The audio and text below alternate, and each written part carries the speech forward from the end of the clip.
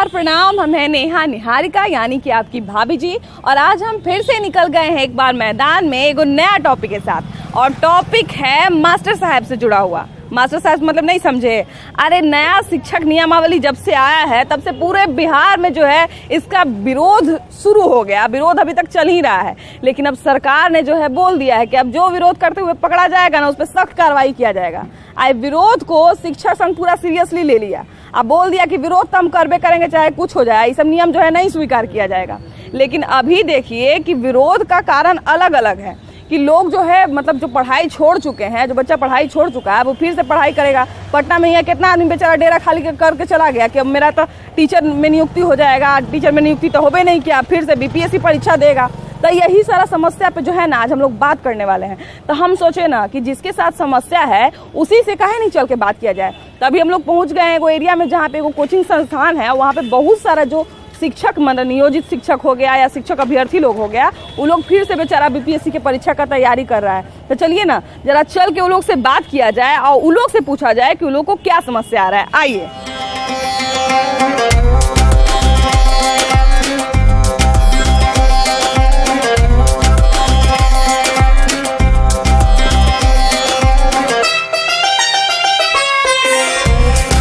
देखिए हम लोग जो है मतलब ऐसे स्टूडेंट्स के बीच में आ गए हैं जो बहुत सारी परीक्षाओं को पास कर चुके हैं। सीटेट मतलब बीटेट जो है, स्टेट है, बहुत सारी परीक्षाओं को पास कर चुके हैं। और अब इनको अचानक से सरकार ने कहा कि इनको बीपीएससी पास करना पड़ेगा। तो इनके सामने किस तरह की समस्या आई है और क्या इनको परेशानी का सामना करना पड़ रहा है, वही आज हम लोग पूछने वाले हैं। तो हम लोग यहीं से महिलाओं से ही शुरू करते हैं कि अभी जो है मतलब इतनी सारी परीक्षाओं को पास करने के बाद मतलब बीएड पास कर लिए, सीटेट पास कर लिए, बीटेट पास कर लिए, सब पास कर लिए, अब जो है आपको बीपीएससी का भी एग्जाम देना पड़ेगा। तो आप लोग को क्या समस्या आ रहा है? समस्या तो बस ये आ रही है कि मतलब मेंटली हम प्रिपेयर्ड नहीं थे कि ये देखना पड़ेगा हमें। मतलब ये लग रहा था कि अब तो ज्वाइनिंग होगी तो हम रिलैक्स थे, पढ़ाई भी छूट गई थी। तो अब ये थोड़ा सा हो रहा है प्रेशर कि अब बीपीएससी डायरेक्ट मतलब इतना रिलैक्सेशन के बाद अब डायरेक्ट बीपीएससी का एग्जाम फेस करना है। ये बताइए कि आपका एक अपना परिवार होगा और आपने पहले से इतनी परीक्षाएं पास की, अब जो है आपको बीपीएससी का एग्जाम देना पड़ेगा। तो मतलब इस तरह का एग्जाम क्यों देना पड़ रहा है? मतलब जो सब पास कर चुका है फिर उसको फिर से एग्जाम देना पड़ रहा है। मतलब मेंटली तो प्रिपेयर नहीं थे, हमको लगा था कि इस पर ज्वाइनिंग हम लोग का हो जाएगा। लेकिन हम तो बहुत ग्रामीण क्षेत्र से आते हैं, हम ट्रेन पकड़ के मतलब 12 बजे से वहाँ निकलते हैं, फिर यहाँ आते हैं, फिर पढ़ते हैं। फिर कहाँ से आती हैं आप? हम मसौढ़ी से आते हैं। मसौढ़ी से आती हैं। तो कितना मुश्किल हो रहा है आपको दोबारा से परीक्षा का, मतलब इतना परीक्षा का दोबारा तैयारी कर रही हैं, दोबारा एग्जाम देंगी, तो मतलब कितना परेशानी आ रहा है आपको? परेशानी तो अब आ ही रहा है, लेकिन अब क्रैक करना है तो अब विश्वास बना लिया है कि अब तैयारी में लग जाना है। सही बात है, सही बात है। तो आपको क्या आपत्ति है नई नियमावली से?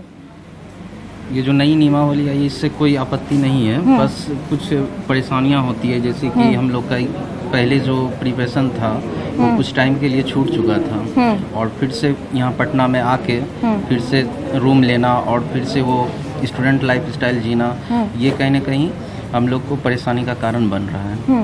तो सरकार से हम यही चाहेंगे कि जो भी किए हैं तो वो सही किए हैं, बट इसमें क्या है कि सही टाइम पे सही चीज़ हो जाए, मतलब एग्ज़ाम सही समय पे ले लिया जाए। अब देखिए कि बहुत सरकार का बार बार ये कहना है कि शिक्षा में जो है संशोधन करने के लिए और इसको और बेहतर बनाने के लिए, शिक्षा का जो व्यवस्था है इसको और बेहतर बनाने के लिए हम जो है नया नियमावली लाए हैं। तो सरकार का ये पक्ष है, आपका क्या पक्ष है?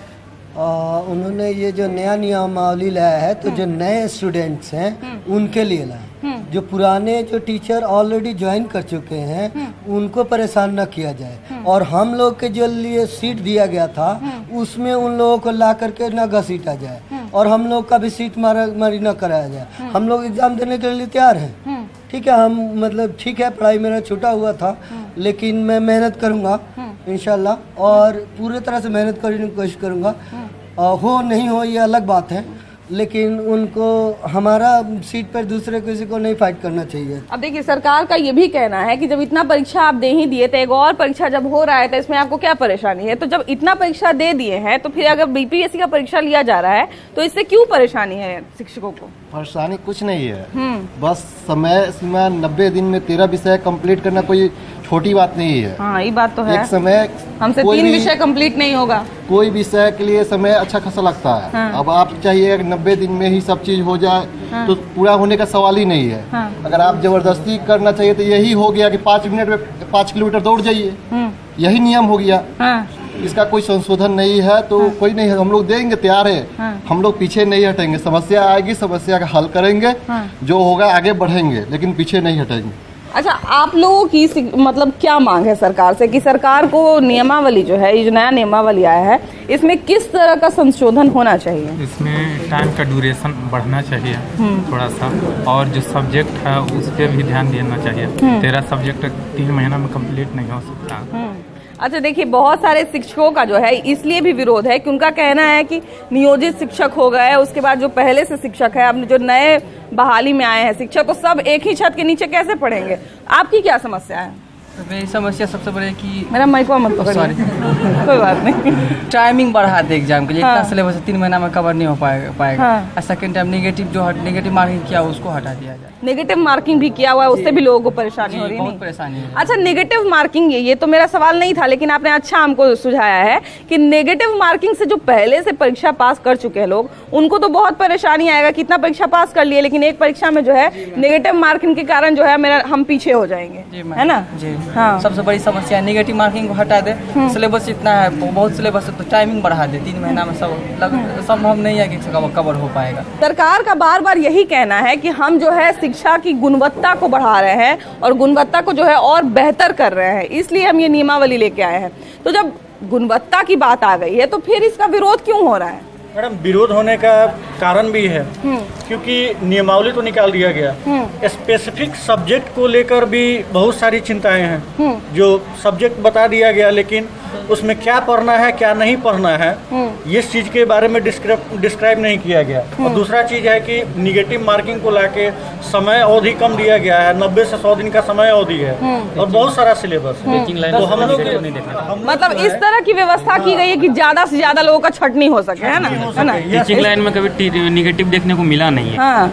शुरू से ही हम लोग देख रहे हैं, सभी कहीं भी निगेटिव नहीं मिला है। अच्छा, बीपीएससी का जो एग्जाम होता है उसको हम लोग तो बड़ा हवा मानते थे, बहुत अलग लेवल का मांगते थे। तो अब जिसको टीचर बनना है वो मैंने पहले आईएएस बनेगा, आईएएस आईपीएस बनेगा। हाँ। हमें एग्जाम देने से कोई प्रॉब्लम नहीं है। हाँ। एक गार्जियन के तौर पे मैं गवर्नमेंट का पक्ष भी रखूंगा और टीचर का भी पक्ष रखूंगा। हाँ। और जो भी गार्जियन लोग होते हैं, हाँ। वो सोचते हैं कि अपने बच्चे को अच्छे एजुकेशन या अच्छे क्वालिटी टीचर से पढ़ाएं। उसके लिए हम लोग प्रिपरेशन अच्छे तरीके से कर रहे हैं। गवर्नमेंट भी हमारी गार्जियन है और उनके अनुसार हम लोग चल रहे हैं। लेकिन गार्जियन का ये पक्ष होना चाहिए कि अगर हमारे 2 बच्चे हैं तो दोनों बच्चों को खुश रखने का कोशिश किया जाए। यहाँ पे बच्चे कहने का मतलब है कि एक जो पहले से टीचर है वो और एक जो अभी जो होने वाले हैं टीचर वो, कहने का मतलब है कि आप उसी, पहला प्रॉब्लम ये है कि आप उसी सीट में पुराने वाले टीचर को भी ला रहे हैं और नए वाले को भी उसी में धकेल रहे हैं। मेल मिलाप हो रहा है थोड़ा ज्यादा, है ना, नया नियमावली में। तो हमारे कहने का मतलब है कि ठीक है, उनका जो सीट है उनको उसी पे रहने दीजिए। अगर वो क्वालिफाई करते हैं उनको राजकर्मी का दर्जा दीजिए, लेकिन जो नए वाले सीट है उन पे नए लोगों को ही लीजिए। कि माननीय मुख्यमंत्री जब बोले थे कि 3 लाख सीट खाली है, तो फिर क्या हुआ? 3 लाख कहाँ चले गए? मुझे पढ़ने के लिए है, मैं तो पढ़ता हूँ, बीएड किया हूँ, सीटेट पास किया हूँ, और मैं जो भी एग्जाम देना होगा मैं उसके लिए प्रिपेयर हूँ। पढ़ाई करना मेरा काम है। स्टूडेंट 4-4, 5-5 परीक्षा पास करके लोग बैठे हुए हैं यहाँ, एक से एक लोग हैं। उससे मुझे दिक्कत नहीं है, स्टूडेंट का काम ही है पढ़ना। लेकिन मैं ये थोड़ा सा जानना चाह रहा हूँ कि 6 to 8 में सीट कहाँ चले गए? आखिरकार जो बीएड किए हैं वो तो 1 to 5 और 6 to 8 में क्वालिफाई है सीटेट में। तो 1 to 5 में तो मैं मानता हूँ कि वो भी 85,000 सीट से होकर के 70 ये एकदम टेक्निकल बात कर रहे हैं, तो इसका ज्यादा जो है जानकारी है हमको तो नहीं है, लेकिन जो टेक्निकल देख रहे होंगे वो इस बात को जरूर क्लियर करेंगे कि जिस चीज की बात कर रहे हैं, जिस विषय की बात कर रहे हैं, वो सब भी जो है क्लियर होना बहुत जरूरी है ना नियमावली में। मैं रिक्वेस्ट करता हूँ गवर्नमेंट से कि 6 to 8 में सीट दिया जाए, क्योंकि मैं पढ़ाई कर रहा हूँ ना, और मुझे सीट नहीं मिल रहा। और माननीय मुख्यमंत्री जी कह चुके हैं शिक्षा में इतनी सीट की खाली है। तो जब मैं प्रिपेयर कर रहा हूँ, इतनी अच्छी कोचिंग में मैं पढ़ रहा हूँ, तो कुछ उम्मीद से ना कि मैं और शिक्षा तंत्र का सबसे मुश्किल एग्जाम माना जाता है बीपीएससी का, वहाँ पे लोग पढ़ रहा है तो उम्मीद बेहतर होगा तभी तो पढ़ रहा है ना? हाँ, मुझे मेहनत करना है, मैं बेटर करूंगा, लेकिन मुझे सीट चाहिए।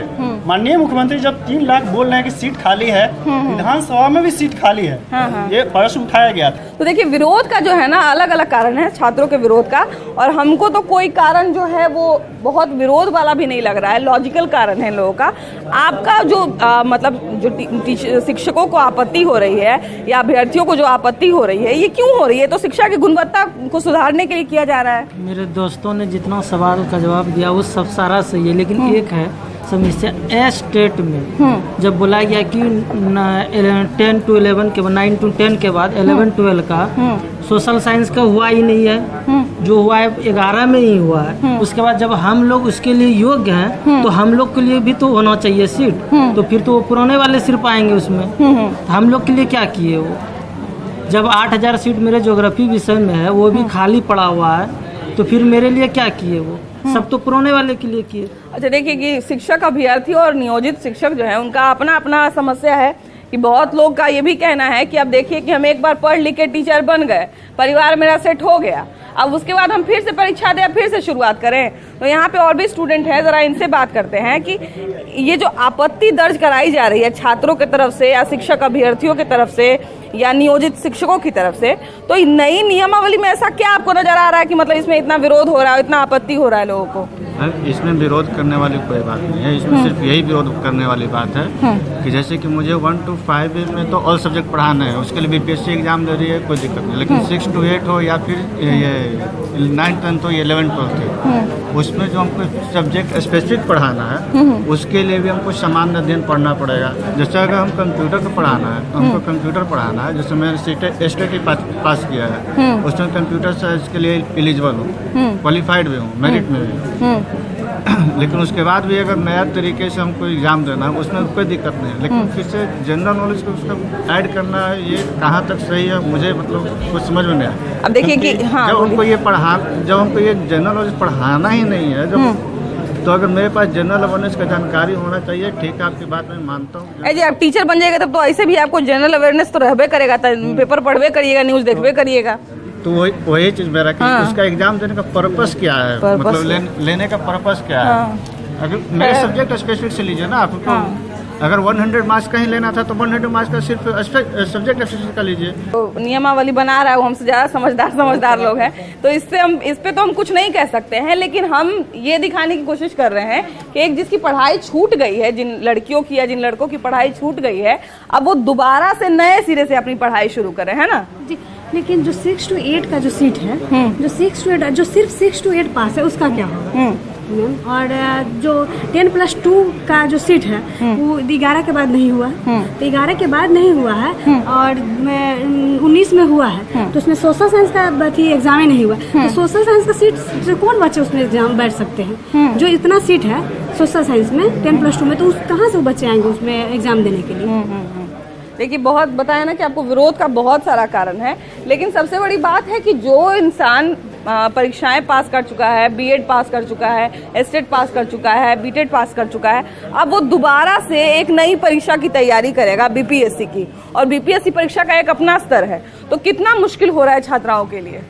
मैम जो करंट है इसमें उनके लिए मुश्किल नहीं हो रहा है, बट जिनका पढ़ाई छूट चुका है या फिर जो बहुत दिन पहले एग्जाम देके बैठे हुए उनके लिए बहुत हार्ड है। बहुत लोग तो अपना घर उर खाली करके चले गए, पटना में जो रह के तैयारी कर रहे थे, तो लोग बेचारे लोग अपना घर तक खाली करके चला गया, अब फिर से आएगा, फिर से डेरा खोजेगा, फिर से पढ़े आएगा, है ना। यस मैम, उनके लिए बहुत हार्ड है, बट हम लोग के लिए मतलब जो करंट है उनके लिए ठीक है, क्योंकि बीपीएससी एग्जाम लेगी तो इसमें जो भी टीचर्स आएंगे वो बच्चे को अच्छे से पढ़ा पाएंगे, अच्छे से समझा पाएंगे, तो हमारे लिए ठीक है, मुझे कोई प्रॉब्लम बस नेगेटिव। अच्छा आपके लिए आप कह रहे हैं कि आप ठीक है, लेकिन नियमावली जब बदला है तो ये जो सारी टेक्निकल चीज हमको बता रहे हैं कि विषय का रखा गया है, कम समय सीमित कर दिया गया है, नेगेटिव मार्किंग रखा गया है, तो इससे आने वाले समय में आपको नहीं लगता कि आपको परेशानी होगी? नेगेटिव मार्किंग से बहुत ज्यादा प्रॉब्लम है, नेगेटिव मार्किंग बस हट जाए तो बाकी सब ठीक है। ये बताइए कि शिक्षकों को इससे क्या समस्या आ रही है, या जो शिक्षक अभ्यर्थी हैं उन लोगों को क्या समस्या आ रही है? देखिए सबसे पहली बात ये है कि ये जो 7th फेज है और इसका नियमावली है, इसका विज्ञापन जो है, इसमें बहुत सारी चीज में इश्यू है। सबसे पहले जो विज्ञापन तो लेट हुआ है, इसका सिलेबस जो है, जो मेन टीचिंग एप्टीट्यूड होता है, CDP चाइल्ड डेवलपमेंट पेडागोजी, जो एक शिक्षक के लिए बच्चे को कैसे पढ़ाना है, उसको कैसे गढ़ना है, वो चीज जो होता है उनको सबसे पहले खत्म कर दिया गया है। इसे पता लगता है कि शिक्षक बनना है कि अधिकारी बनाना, वो समझ में नहीं आता। ये पूरी अधिकारी वाला सिलेबस को डाल दिया गया। ऑफिसर टीचर आपका नाम पड़ेगा जब आप लोग टीचर बनिएगा। नहीं, वही है, इससे पहले बहुत सारा हल्ला सरकार के पहले टीचर और ऑफिसर अलग अलग बोतल में आता था, एक ही बोतल में आएगा, है ना? सरकार की तरफ से कहा गया आकर्षक वेतन फलाना ढेकाना, लेकिन जो बाद में जो हुआ अभी भी एक चपरासी के बराबर ही है वो सब कुछ है। जबकि सिलेबस आप देखेंगे तो पूरा अधिकारी वाला है। जो टीचिंग एप्टीट्यूड होता है मेन टीचर का, वो खत्म किया गया। या जो टीचर ट्रेनिंग होता है, टेट सीटेट जो होता है, स्टेट होता है, वो क्या मापदंड नहीं है क्या शिक्षक बहाली का? और स्टेट लागू करता है। अगर बहाली नहीं है तो फिर उसको रखा क्यों गया है? मतलब अगर वो मापदंड नहीं है शिक्षक बहाली का, तो फिर उसको रखने का क्या औचित्य है? वही ना, जब तो यही करना था, सीटेट या बीटेट नहीं लेते, डायरेक्ट टीचर बोलते थे या पहले बोलते, तो समय की कमी है। डायरेक्ट बीपीएससी करते हैं, नंबर के हिसाब से देते हैं ना। पहले वही था। अभी लाया गया। देखिए, हम लोग इसका विरोध नहीं करते हैं जो चीज है, लेकिन समय की कमी है, नेगेटिव मार्किंग है, प्लस जो टीचिंग एप्टीट्यूड है उनको खत्म कर दिया। इससे उसको थोड़ा फ्रेंडली बनाया जाए, है ना, थोड़ा। और एक चीज और, इसमें जो 1,70,000 या 78,000 ऐसे कुछ शिक्षक की बहाली होनी है, जिसमें 3 लाख हम लोग अभ्यर्थी है, 4 लाख नियोजित शिक्षक है, वो सबको एक ही सीट पर डाल दिया गया। वो जो पहले वाला नियोजित शिक्षक का सीट है, टोटल सीट किल हो जा रहा है। वही है कि जो है ना, तो कहावत नहीं है, हम थोड़ा भूल जा रहे हैं कि एक आग की दरिया डूब के जाना है। ये इश्क नहीं आसा, बस इतना समझ लीजिए। टीचर बिहार में टीचर बनना नहीं है आसान, बस इतना समझ लीजिए कि आग का दरिया है, माने विरोध का दरिया है और लाठी खा के जाना है।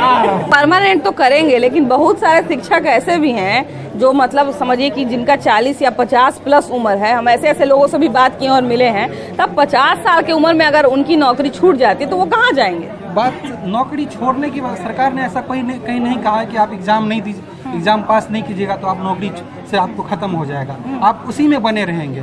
लेकिन वो एक डाइंग पोस्ट है, जो मरणशील पोस्ट होता है ना, नियोजित वाला, वो धीरे धीरे मरणासन में चला जाएगा। वो पोस्ट सरकार नौकरी से नहीं हटाएगी, लेकिन उनको एक क्या कहते हैं, उपभोग की स्थिति में डाल दिया कि अब वो पढ़ाएं बच्चे को, या वो मानसिक वेदना में रहे कि हम कि जाके नौकरी चल जाएगा, अपना नौकरी चल जाएगा, या फिर समाज में क्या कहेगा लोग कि पास नहीं कर पाया नौकरी। अब फिर ये प्रश्न चिन्ह खड़ा हो जाएगा ना कि बताइए इतना दिन से पढ़ा रहा था। आपको मैं एक केस बता रहा हूँ।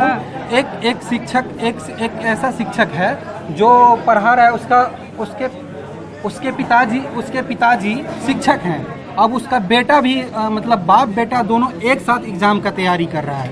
तो सरकार की ये कैसी नीति है कि बाप बेटा को एक साथ लाके एग्जाम में परीक्षा में बैठाना चाह रहा है। पोता कम उम्र में हो गया होगा तो उस साथ ही परीक्षा देगा। ये कैसी नीति है सरकार की? ये कैसी नीति है सरकार की कि बाप जिस एग्जाम में बेटा भी बैठेगा उस एग्जाम में बाप भी बैठेगा? आपको क्या परेशानी है? 2013 से लेकर अभी तक जितने शिक्षकों की बहाली हुई है, सभी लोगों को अयोग्य कहा जा रहा है। आखिरकार सरकार ऐसी बहाली क्यों की? सीटेट क्वालिफाई किए हैं और बीएड किया गया है, बीएड भी टेस्ट पे लिया गया है। सरकार जैसे अयोग नहीं ना कह रही है भैया, वो कह रही है कि मैंने हम और गुणवत्ता बढ़ाना चाह रहे हैं। नहीं तो सभी लोगों को नियोजित बहाल की गई है, नियोजित के पद पे है, सभी लोग राजकर्मी नहीं है। इसका मतलब अयोग्य है। और पेपर में भी हम लोग पढ़ रहे हैं कि जो पहले से बहाल है सभी अयोग्य है। अब योग्य शिक्षकों की बहाली की जाएगी। अच्छा, तो अभी तक जो शिक्षा में गुणवत्ता के साथ भेदभाव हुआ है वो गलत हुआ है। और हम लोग अब बीपीएससी परीक्षा की तैयारी कर रहे हैं और हम लोग क्वालिफाई भी करेंगे, उम्मीद है हमें। इसमें निगेटिव मार्किंग जो है ये हम लोगों को छांटने का एक काम हो रहा है, जिसमें ज़्यादा से ज़्यादा शिक्षक नहीं आ पाएंगे। कुछ सीटों पे जैसे प्रधान शिक्षकों की बहाली हुई थी उसमें बहुत लिमिटेड लोग रह जाएंगे और बहुत लोग बहाली से वंचित हो जाएंगे। यही उद्देश्य हमको लग रहा है। हमारी यही प्रार्थना है कि निगेटिव मार्किंग को हटा दिया जाए। अगर निगेटिव मार्किंग हमारे इसमें उचित है, न्याय उचित है, तो जो बीपीएससी से आरडीओ और एसडीओ बने हैं, जो तुक्के मार के पीटी निकाले थे, वो सभी लोग अयोग्य हैं। चलिए, आयोग की बात तो हो गई, लेकिन योग्य डिसीजन जो है सरकार की तरफ से क्या आना चाहिए? मतलब सरकार को जो है क्या संशोधन करना चाहिए इसमें, या क्या बदलाव करना चाहिए? एक मिनट और, सीडीपी ऐड होना चाहिए। चाइल्ड डेवलपमेंट का जो सिलेबस है, जिसको हम लोगों ने 2 साल पढ़ा है, फिर तैयारी किया है, सीटेट बीटेट किया है, सीडीपी इसमें ज़्यादा होना चाहिए मैक्सिमम। उसी से शिक्षकों को पढ़ाने की गुणवत्ता का परीक्षण किया जा सकता है। ठीक है, कुछ जीएस होना चाहिए, मगर 1 to 5 में सीडीपी भी होना चाहिए। ये हमारी तो देखिए, इतने सारे स्टूडेंट्स से हम लोगों ने आपकी बात कराई, छात्रों और छात्राओं से। अलग अलग समस्याएं हैं सबका। तो हम लोगों ने यही सोचा कि जिसका समस्या है भाई उसी से पूछ लिया जाए कि उन लोगों को क्या समस्या आ रहा है। तो सबकी समस्या पे हम लोगों ने बात कर लिया। अब ये जो नया नियमावली है ये कौन सा मोड़ लेता है, कौन सा रूप लेता है, तो आने वाला समय बताएगा। सरकार ने तो चेता दिया है, लेकिन अब जो है अब हम लोग आने वाला समय बताएगा कि आगे क्या होता है। लेकिन अभी के लिए इतना ही। अभी के लिए बाय बाय।